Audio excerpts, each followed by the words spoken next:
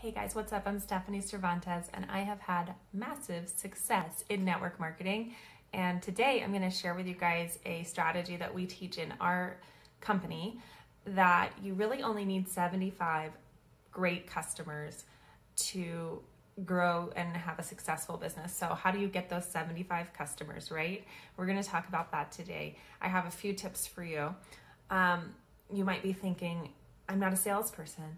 What am I doing here? Well, guess what? We don't want salespeople. We want nice people because women want to buy, but they don't want to be sold to. So if you are a nice person, you're in the right place.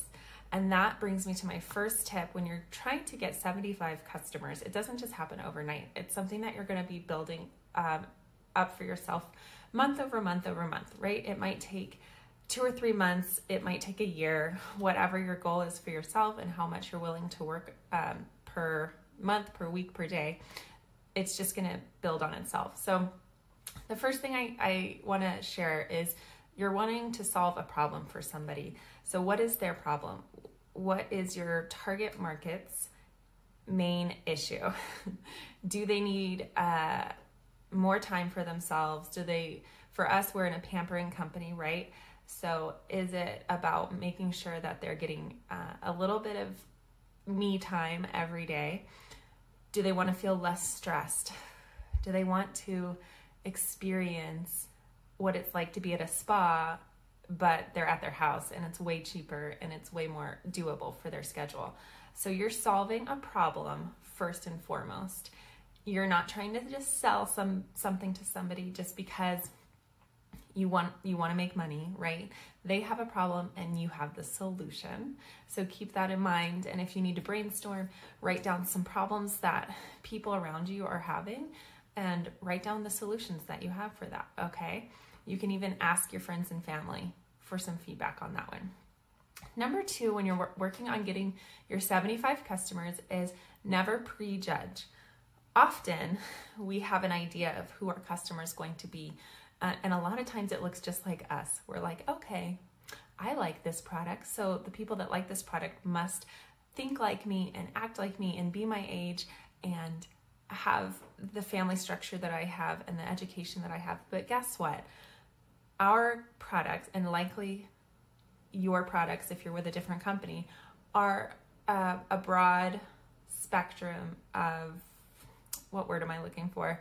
They appeal to a lot of people, right? A lot of different kinds of people. And so never prejudge. And so I always tell my team, everybody has skin, right? We sell skincare, we sell pampering products, and everybody has skin and everybody wants to feel important. And so last spring, we had a leaky, what was it? There's so many issues that we had just moved into this house. So we had a lot of people in and out, and I sold a hand scrub and a hand cream to one of the handymen that were just in our house, because I shook his hand and I was like, hey, please don't take this the wrong way, but your hands are really dry. Do you want to have a little pampering session with me while you're here before you go? And he was like, okay. So we were at the kitchen sink. We did the hand scrub. We did the body cream after. And he was like, oh my gosh, I'll take it, you know? And then we had another guy in helping with the kitchen.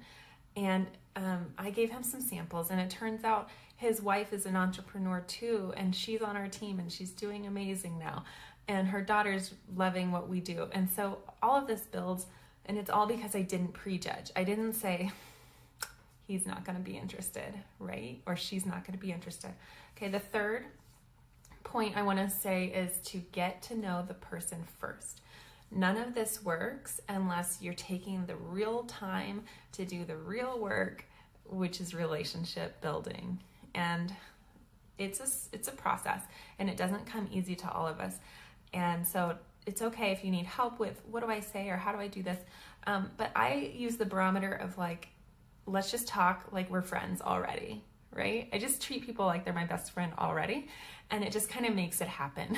And so if you go into the mindset of, I want to get to know this person, I'm curious about this person and their story, instead of, I want to tell them what I have to offer and I'm going to make them think I'm amazing. It's not about you, it's about them. So you want to get to know that person first before you can know what their problem is that you're going to solve, right?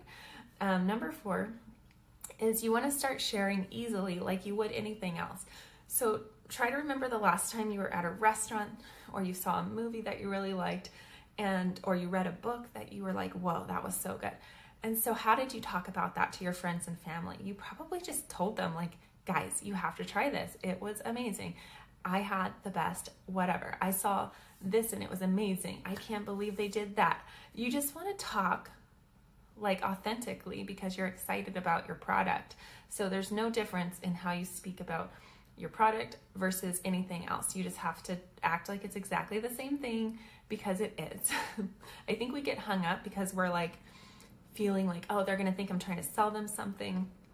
But you just gotta push all that out of your head and do your best to go into every conversation like you wanna serve somebody else. You want them to check out that movie or go to that restaurant or read this book because it's amazing and it totally changed your life. So maybe you want them to try this lip scrub or this face mask because it's amazing and it totally changed your life, right? Same thing. All right, so the last tip I have for you guys for building your 75 customers is have a plan. It sounds simple, right? Get with your sponsor. Somebody needs to know your goals. It's not just about you. We are in business for ourselves, but we are not in business by ourselves.